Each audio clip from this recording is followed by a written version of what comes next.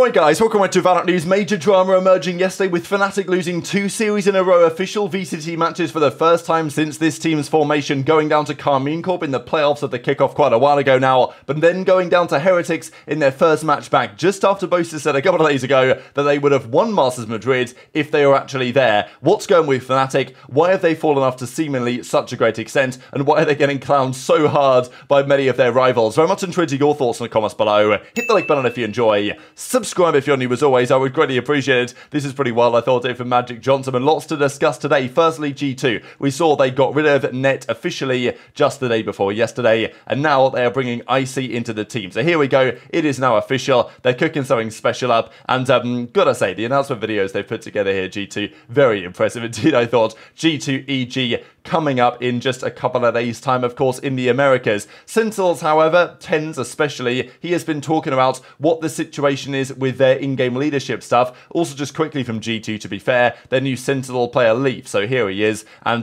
yeah, maybe with more time with Leaf, they can make some strides, because they've not massively impressed me over the last few months. But what Tens did say on stream last night is that Zellsis, given the whole Gen.G situation, he's still waiting for his visa, he's checking his emails every day, but there seems to be some delay on that beyond what they were hoping for, of course. It's very likely now that Gen.G will not be there in time to get everything sorted with Sentinels, and while Curry is going to be subbing in, which of course is the plan, Zellsis is going to take on the role as the primary IGL caller. Gotta respect this guy, right? I thought it might be Sassy, because there's a feeling that he can do that job well. Zellsis, I think, is definitely also capable, very vocal player. Is he a good in-game leader and caller? That's another question, but fair play to Zellsis stepping up and taking on this responsibility, because not an easy thing to do.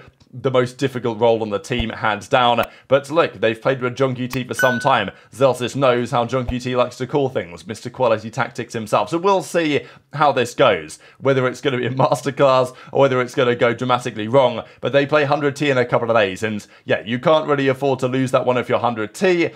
They need a good start to the season. Sentinels can get away with a loss, for sure, in the same way that FNATIC can get away with a loss. But for Sentinels, it's a different story, right? Because they're going to be playing without their in-game leader. They'll be playing having won everything to win, as they've played so far this season. FNATIC are in a rather different position, right? We saw Durka even using a bit of Sentinel's skin last night. But so much to say on FNATIC's debut here this season so far. Just before we get to that, a couple of games going on in challenges. Yesterday, TSM versus Winthrop University, and also M8 versus the Glazers, or M80, sorry, versus the Glazers. The groups are currently looking like this, by the way, so far. So M80, as expected, they get the job done relatively emphatically. TSM take down Winthrop 2-0 here. I believe that Sentinels with Curry were actually scrimming Winthrop as well. I think they were spotted up maybe 13-7 in a scrim against Winthrop, but here it was 13-9, 13-4 for TSM. So I think that TSM, the longer they play together, the better they should get, to be fair. And I'm pretty impressed with this team so far. M80, though, are definitely still the favourites from that situation. They win a relatively comfortable game, 13-7, 13-6. Wasn't maybe as dominant as sometimes we see from these guys, but still, I mean, you can't complain with stuff like that. And this is what, I mean, just to kind of compare some team relative strengths, this is what FNATIC were doing for a long time, right? Last year, they would win series against top competition 13-4, 13-3. That was what they were doing all the time. They were absolutely dominating teams. That was not the case yesterday. Just before we get into this one, though, got to share this clip. So Vitality versus Na'Vi. Na'Vi, of course, well, when it was like FPX and everything, they had a great season a couple of years ago. Last year wasn't quite the same story. They now got rid of CNED. They brought Ardis back into the team, and, you know, they've run it back with the same roster. Good team. You know, they haven't been a great team for a little bit of time, but they're trying to get back to that point. And this performance, I thought, was especially impressive, especially from Angel, right? Like, Angel is such an interesting character as a player, right? Not just from a personality side, but also, like, the way that he plays the game. These pushes for info that he makes quite a lot of the time that arguably get clowned on for dying and, you know, in-game leading the team at a 4 versus 5. But when it works, right? And, you know, here he is, popping a nice ace, and he gets the defuse as well to close out out the round. So Na'Vi take down Vitality 2-0. Thought this was actually really impressive. Xiao and Sagetsu again looking especially good. But yeah, 13-9 on the bind on their pick, and then Lotus was 13-4 on Vitality's pick. So that was even more so impressive. We also, though, got to see Lotus when FNATIC played against Team Heretics. And here we go again. This was a very fascinating series to me because FNATIC and Boaster had made it quite clear over the last few days that he was still confident they are, or at least could be, the best team in the world. Talking on this podcast that, well, you know, we'd probably beat all the teams at Masters. Don't really think the level of play at Masters Madrid was especially high. And of course, let's not forget, right, FNATIC last year, they won 2 trophies. They bowed out in relatively... You know, they didn't massively impress when they lost in the World Championship last year, right? They ended up top 4, which was not, of course, what they were looking for. But therefore, they were saying, okay, last year we won 2 trophies. This year we're going to go for all 3. Well, they didn't even qualify for the first one. And, you know, here it goes from there. So Heretics are good, obviously. They qualified for Masters Madrid. But they were not the best team in EMEA. They lost to Carmine Corp, of course. The same team that FNATIC lost to when they failed to qualify for Masters Madrid itself after they got to the playoffs of the kickoff quite a while ago. And Heretics and Carmine Corp, neither of them made the playoffs at the event itself in Madrid. They were good, but they weren't good enough when it came to the stage situation. So FNATIC losing to Heretics is a bit of a blow, you've got to say. They played Icebox. I mean, we'll look at the Lotus first, just because this was a banger game. However, having watched this one, you know, FNATIC, here they are up 7-2.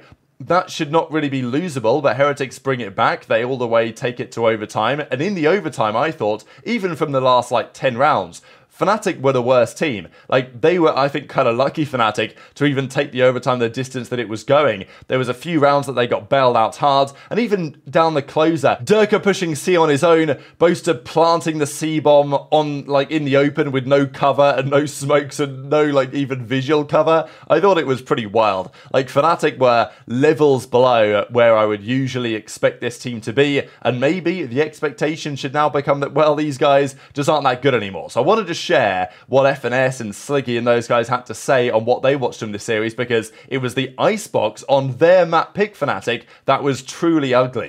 Chronicle can't even sit back for the post-bomb. We're going to need magic from Leo here, and he's just not going to have it in him.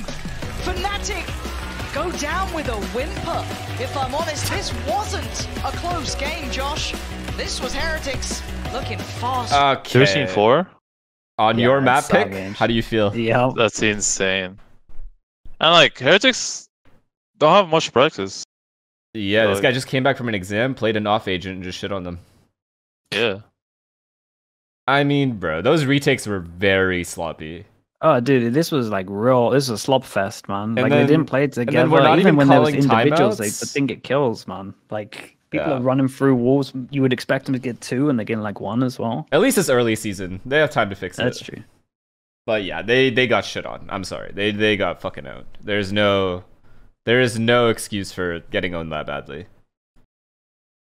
I don't know. They had the correct reads, dude. FNATIC consistently knew where Heretics were going, and it didn't matter at all.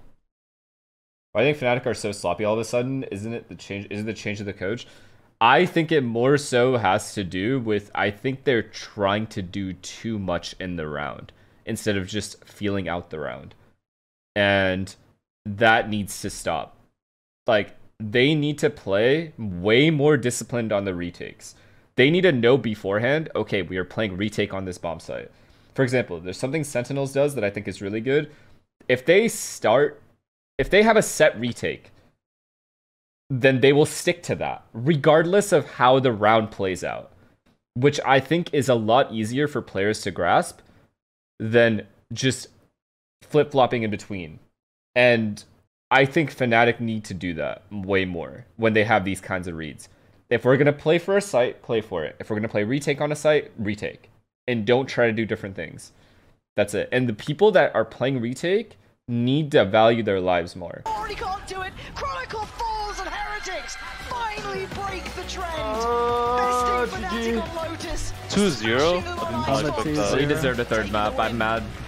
Yeah. I knew when it was 5v5 retake is over. Needed for Team Heretics. These guys' retakes and post points have been so bad, dude. That was the exact same round 15 times in series. Yeah.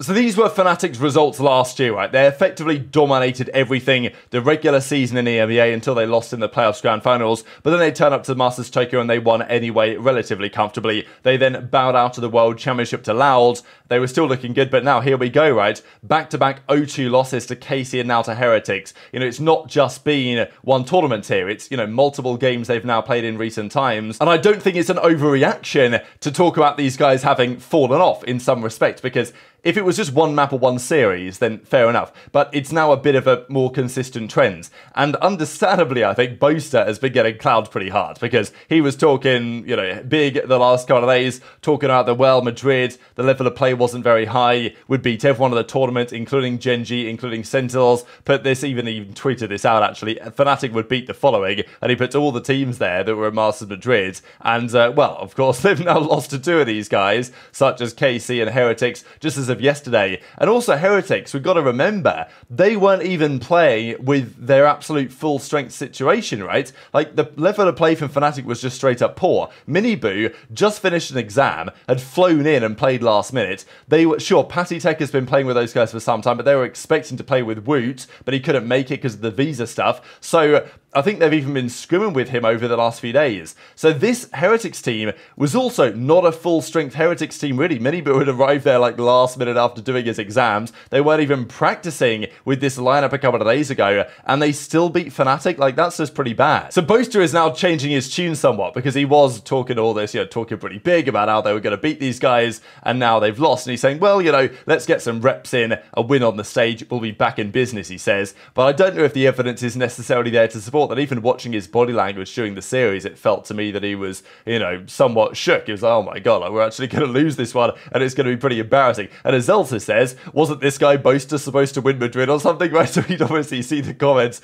from Boaster over the last couple of days, and Zellsis now taking the mick effectively. So Boaster says, as long as we get to the playoffs and show up there, I'm happy. So, you know, we've gone from, oh, we're going to win all the events this season, to, well, we'd beat everyone at Masters Madrid, to all of a sudden, well, as long as we make the playoffs, I'm happy and we play well there. So, yeah, it's very interesting to see how this has gone for FNATIC. And, you know, the question would be, especially for a player like Durka, I still very much rate Leo. I think Leo's phenomenal. I know people are roasting Chronicle's haircut as well. But Durka was, you know, has meant to have been, and even Alpha, I think, played well in the series. Durka, though, to me, was underwhelming. I didn't even notice him most of the time compared to what we'd expect from him. So there's questions as to whether Durka has just been a bit mid lately, and whether, you know, something's going to have to change if they want to turn things around. As Durka says, our first game, the split didn't go as planned, not the end of the world either. And actually, Kojo, their coach, does go on to say, just to give some context, not an excuse. So it's like, look, if you're going to say not an excuse, you gotta say this before the series is played, you know, because otherwise it just sounds like an excuse. Whatever you want to say, it sounds like an excuse. And also they've got Elmer Putty in recently, right, as their coach. Mini has taken a bit of a step back, and maybe their coaching is a bit washed, right? So, but anyway, Kojo says, I'm not excusing us, but here's some excuses. We're plagued by sickness this week, stomach flu, people throwing up and sleeping on bathroom floors, didn't practice Sunday, Monday, without coaches 3 days last week, had 2 to 3 days of half days, last full strength practice day was last week, happens, go again, can't control it, he says. So sure, valid reasons why you wouldn't play at your best, but also, as I've just said, it's not like Heretics were also at their best either. And you look at the eye test, it's not like FNATIC played well. So that was their first back-to-back defeat in official VCT series since they were formed as a roster, which is kind of incredible actually, in terms of how well they've been playing. But is this the start of something? And yes, those are two great teams, Karmine Corp and Heretics, but it's not like on the world stage, they were proven to be great teams. Neither of those teams made the playoff at Madrid. The other one that was causing a lot of drama here was from Ye, because Ye tweets this out. I'm sorry in advance. And it is like, you know, Boaster or whatever with the Na'ad win meme that's been floating around. So this was deleted within about a minute or so, because I think Ye probably realized, as funny as this is, and I think this is pretty hilarious, right? Like, look, let's be real. If someone talks trash and then they lose, people are going to clown on them. That's life. You've got to expect it as a competitor. But Ye throwing the dagger in, given the fact that he's not exactly been playing well, has he, over on Bleed so far this season, is pretty funny. So maybe Ye realised that, hang on a second, if I keep this up, I'm going to get roasted here. Because at least Boaster's actually won something in relatively recent times. That's not been the case for Ye in some time, and he's not played great. But I think still thought it was pretty funny. So very much interested in your thoughts on all this stuff in the comments below. Hit the like button if you enjoyed. Subscribe if you're new. Take care, and I'll see you next time.